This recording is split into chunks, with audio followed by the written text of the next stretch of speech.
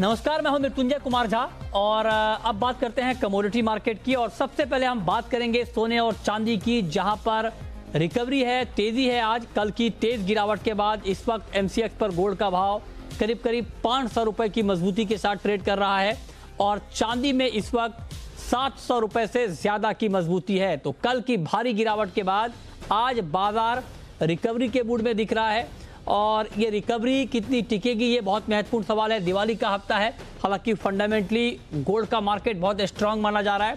Gold का ही नहीं बल्कि सिल्वर का मार्केट भी मजबूत माना जा रहा है फंडामेंटल के मोर्चे पर। लेकिन जो वैक्सीन की खबर आई फाइजर की तरफ से कल, उसका एक बड़ा इम्पैक्ट हमने मार्केट के ऊपर देखा। तेज गिरावट आई, लेकिन आज उस गिरावट के बाद मार्केट एक बार फिर से संभलता हुआ दिख रहा है। इस पर बातचीत करने के लिए हमारे साथ तरुण सत्संगी हैं, उनसे हम समझेंगे। तरुण जी, बहुत बहुत स्वागत है आपका। क्या लगता है आपको, जिस तरह से गोल्ड में एक रिकवरी आती हुई दिख रही है, क्या ये रिकवरी टिकाऊ है? क्या ये तेजी टिकेगी? क्या करें इस प्राइस पर? हाय, गुड आफ्टरनून मृत्युंजय जी। मुझे ऐसा लगता है कल का जो कार्नेज हुआ, ओवर 5% गोल्ड में करेक्शन आया, ओवर 7% का करेक्शन सिल्वर में आया। एक काइंड ऑफ अ रिलीफ है, लेकिन अभी हम और मेरे को ऐसा लगता है कि फिर से फ्रेश सेल ऑफ मार्केट के अंदर आना चाहिए। जैसे ही वैक्सीन के कंसर्न में फर्दर अपडेशन आएँगे, सर्टेनली वैसे ही मार्केट में फर्दर रिएक्शन आते हुए देखेंगे। हमने देखा कल बॉन्ड यील्ड भी काफ़ी तेज़ हुए, स्टॉक मार्केट ने भी रिकॉर्ड हाई मारा और काफ़ी अच्छे मूवमेंट है ना energy and base metal complex में भी आए। इन टोटलिटी कल सेफ हेवन को डंप किया गया और आई थिंक मेरे को ऐसा लगता है जिस तरीके से टूटे हैं शॉर्टर टर्म में वीकनेस कंटिन्यू रहेगा। गोल्ड मुझे लगता है फिर से 49,500 तक आना चाहिए। अच्छा, ठीक है। और ये जो हमने चांदी की कीमतों में भी भारी गिरावट देखी, कल 4500 रुपए तक दाम टूटे थे। आज एक रिकवरी है। चांदी की इस रिकवरी पर कितना भरोसा किया जाए? आई थिंक रिकवरी रिबाउंड है मार्केट के अंदर, लेकिन मुझे ऐसा लगता है another round of selling market के अंदर आना चाहिए। कल सिल्वर को सबसे ज़्यादा डंप किया गया। हमने देखा कि ओवर 7% का करेक्शन कल के ही दिन में था। अभी मुझे ऐसा लगता है कि कोई रिकवरी आएगी 63,000 के आसपास या उसके ऊपर आएगी, तो वो शॉर्ट लिव्ड रहेगी। वहाँ पे है ना फ्रेश मार्केट में सेलिंग करना चाहिए।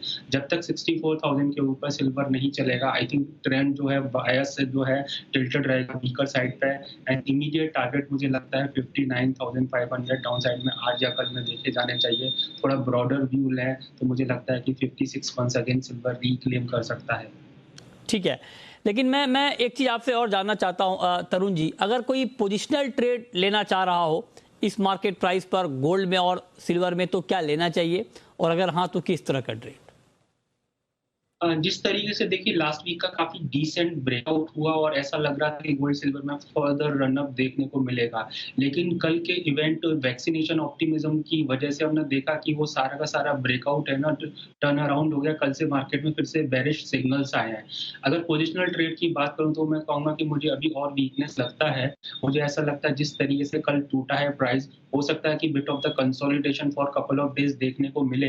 लेकिन ऑफ लेट है ना सिल्वर और गोल्ड के प्राइसेस मेरे को लगता है फर्दर क्रैश करेंगे। सेलिंग साइड में मैं जाना प्रेफर करूँगा। 48,000 मेरे को लगता है गोल्ड आना चाहिए कपल ऑफ वीक्स के अंदर। इवन सिल्वर मुझे लगता है कि 54-50,000 के आसपास आएगी। तो पोजिशनली भी मैं शॉर्ट जाना प्रेफर करूँगा अनटिल अनलेस है ना जो वैक्सीन का जो हमने कल कंफर्मेशन देखा कि ट्रायल जो स्टेज 3 का किया गया 90% लोगों पे बेनिफिशियल रहा। अगर इसका डेवलपमेंट नेगेटिव साइड में जाएगा तभी वो पॉसिबिलिटी नीचे आने की कम हो जाएगी, जो कि अनलाइकली चांस लगता है by seeing the current scenario. Okay, ठीक है। तो ये रहा है आपकी गोल्ड और सिल्वर के ऊपर। अब हम बात करते हैं क्रूड की। क्रूड में क्या किया जाए तरुण जी? कल एक बड़ी तेजी आई थी कच्चे तेल की कीमतों में। आज क्रूड का मार्केट एक बार हालांकि शुरुआत में गिरा था, लेकिन उसके बाद फिर से रिकवर हुआ है और 3,000 के ऊपर आ चुका है प्राइस। तो क्या किया जाए क्रूड में? देखिए, क्रूड में एक अच्छा बात हमने रिसेंटली देखा कि रिसेंट जो लॉकडाउन्स मोस्ट ऑफ यूरोप के अंदर हुआ, उसके चलते भी ज़्यादा खामियाजा प्राइसेज़ को नहीं देखना पड़ा। साइमल्टेनियसली इस बार के लॉकडाउन्स इस तरीके के होंगे कि सब कुछ शट नहीं हुआ, तो इस वजह से ऑयल के प्राइसेज़ ज़्यादा टूटने वाले हैं नहीं। डिमांड साइड में अनडाउटेडली वीक रह सकती है अगले 1 महीने के लिए लॉकडाउन की वजह से यूरोप में। अगर यूएस ने किया तो फर्दर डिटेरियोरेशन ऑफ डिमांड देखा जा सकता है। साइमल्टेनियसली देखिए यहाँ पे ओपेक जो है प्राइसेज़ को सपोर्ट करने को तैयार है। जो उन्होंने 7.5 मिलियन बैरल पर डे का कट जनवरी तक रखना है, लगता है कि वो अनलिमिटेड टाइम तक के लिए भी ऑफर कर सकते हैं अगर मार्केट स्टेबल नहीं होता है। By seeing the vaccination optimism जो कल 10% का रैली आया, मुझे ऐसा लगता है वो कंटिन्यू करेगा। ऑयल के प्राइसेस $42-43 आने चाहिए WTI एंड डोमेस्टिक मार्केट की बात करता हूँ, मुझे ऐसा लगता है 3100-3150 ऑयल के प्राइस आने चाहिए।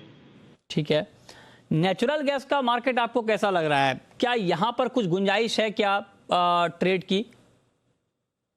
नेचुरल गैस ने काफी रिसेंटली प्रॉफिट बुकिंग के चलते अच्छे डाउन साइड में गेन्स दिए हैं। 445 लास्ट वीक हुआ करता था। वार्मर वेदर है यूएस के अंदर, जिसकी वजह से हमने देखा प्राइसेस टंबल हुए हैं, लेकिन टेक्निकली 210 208 काफी अच्छा सपोर्ट जोन है इन अ डेली चार्ट।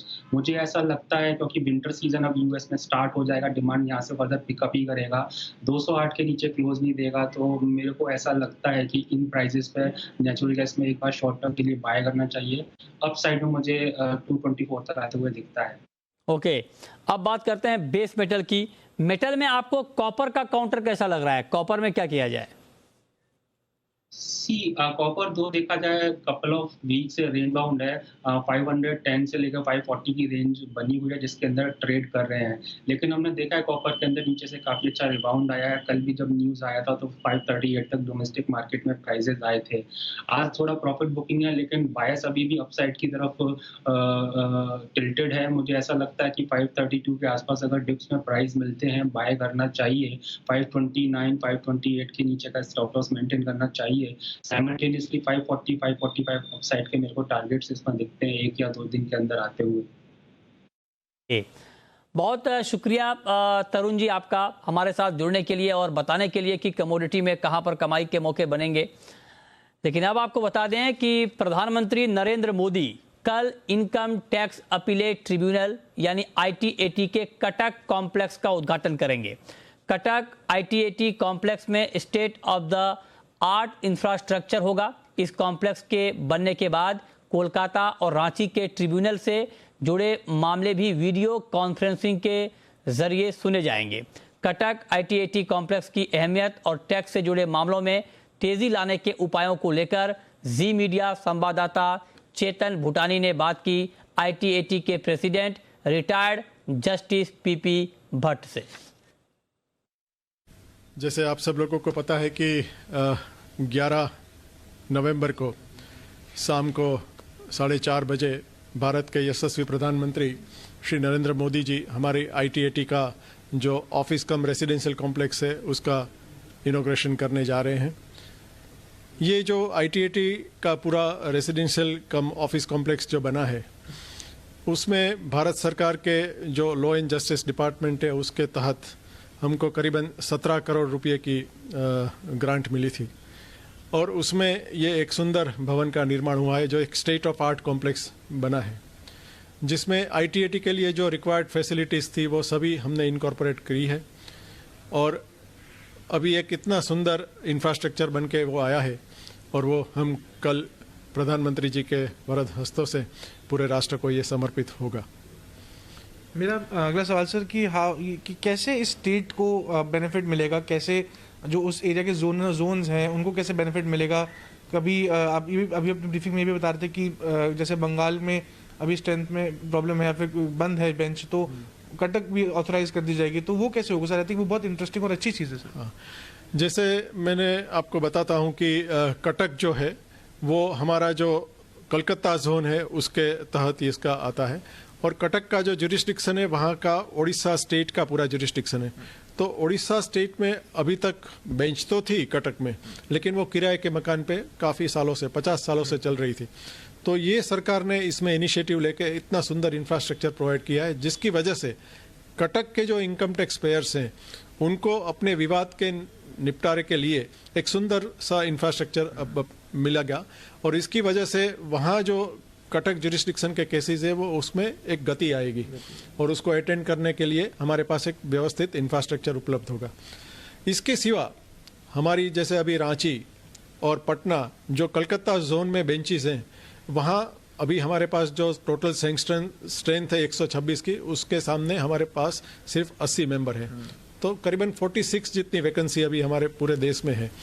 बट ये फैसिलिटी होने की वजह से, वीडियो कॉन्फ्रेंसिंग की वजह से, और वहाँ टूर मेंबर्स में पहले हम भेजते थे, बट उसके बदले ये टेक्निकल जो सपोर्ट आजकल उपलब्ध हुआ है उसकी वजह से हम वीडियो कॉन्फ्रेंसिंग की वजह से ये जो कटक में इतना सुंदर इंफ्रास्ट्रक्चर डेवलपमेंट हुआ है उसके मदद से हम लोग रांची, पटना और sometimes if required even Calcutta zonal की भी कभी कभी कोई मैटर लगानी पड़ी तो उसको हम लगा के वहाँ से निपटारा कर पाएंगे।